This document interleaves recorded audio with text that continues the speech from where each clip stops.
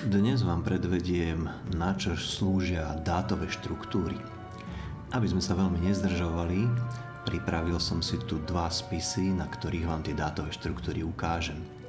Prvý mám tento vyplnený spis s dátovými štruktúrami. Aby som vám to predviedol na nejakom zmysluplnom príklade, tak som spravil fiktívny príklad servisu, ktorý sa vykonáva v nejakej firme, ktorá sa týmto servisom venuje. No a do obsahu som zapísal nejaké základné informácie o tom, že čo vlastne ideme robiť. Čiže nasimuloval som si, že mi viezli nejaký automobil, ktorý má nejaké problémy s brzdami. A tu som si doplnil sekciu, ktorá sa týka dátových štruktúr, a poznačil som si, že chcem, aby sme vyplňali tieto dve dátové štruktúry. V spise sú dátové štruktúry schované pod tlačidlom pravidlá a tlačidlo pravidlá nám zobrazí následujúci dialog.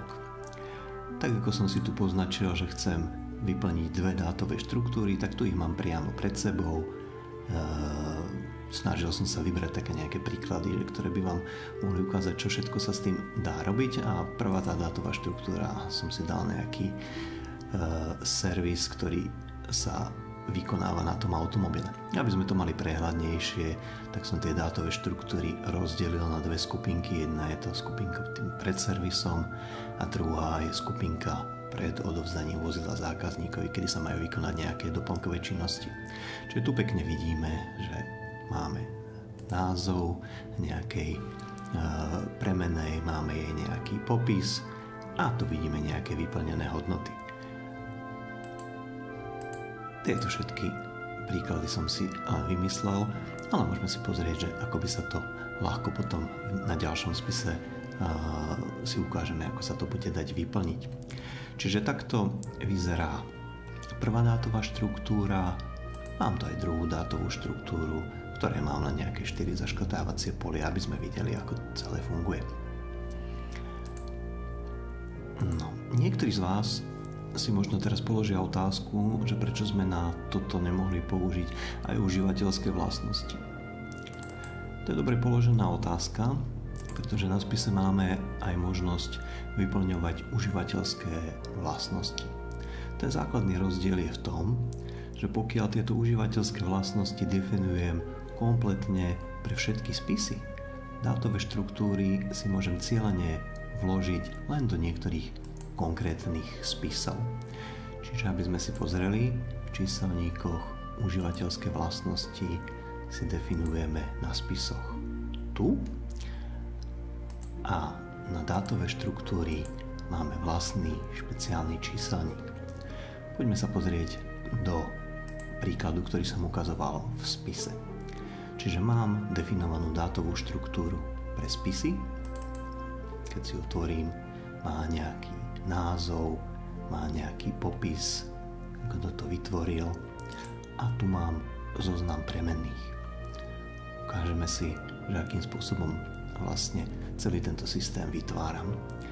Čiže otvorím prvú z týchto premenných a tu vidím jej názov, jej popis, a skupinou si definujem toto základné členenie, aby som ich opticky mal pekne od seba oddelené. Definujem si typ dátovej štruktúry a pokiaľ je to vhodné, môžem zadefinovať aj implicitnú hodnotu. Môžete používať 4 typy premenných, ktoré by mali vystačiť na všetky bežné prípady. Pozrieme si aj tú druhú dátovú štruktúru, v ktorej mám definované len 4 nejaké základné zaškrtávacie akcie. No a samozrejme, podľa potreby môžem dátové štruktúry vytvárať aj k ďalším objektom, ale na tých spisoch to bude obvykle najčastejší prípad. Poďme sa teraz pozrieť do prázdneho spisu, kde nemám vložené žiadne dátové štruktúry, že ako by som v tomto prípade postupoval. Čiže otvorím si ten spis a idem medzi pravidlá. Pravidlo nám ukazuje, že nie je tam momentálne žiadne pravidlo vložené, čiže tu mám možnosť vložiť si novú dátovú štruktúru a vyberieme tú dátovú štruktúru, ktorá sa týka automobilu. V tejto chvíli sa mi pridá medzi pravidlá nevyplnená štruktúra a teraz veľmi ľahko na nej vyplním jednotlivé hodnoty. Píšem to z klávesnice. Keď napíšem malé tečko ako true false, tak sa tam objavuje zaškrtnutie. Keď použijem malé f-ko, neobjaví sa tam nič.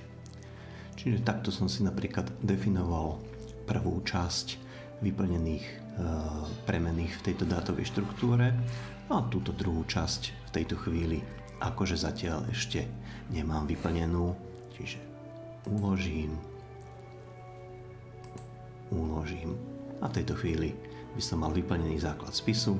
Teraz prebehne nejaký ten servis, porobia sa nejaké úkony, takže môžem teraz opäť povedať, bola vykonaná skúšobná jazda, dajme, že bola, a doporučenia, napríklad sme zistili, že je nejaký problém s lakom.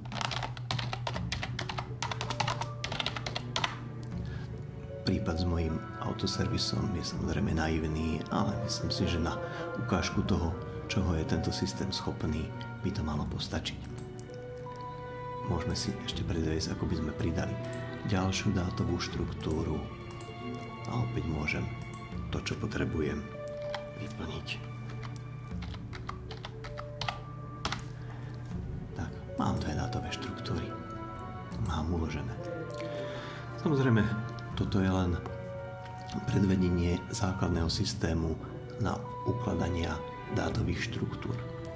To, čo je k tým dátovým štruktúram ďalším dôležitým doplnkom, sú užívateľské reporty, ktoré umožňujú v týchto reportoch dátové štruktúry aj využívať. To si ukážeme v nasledujúcom videu.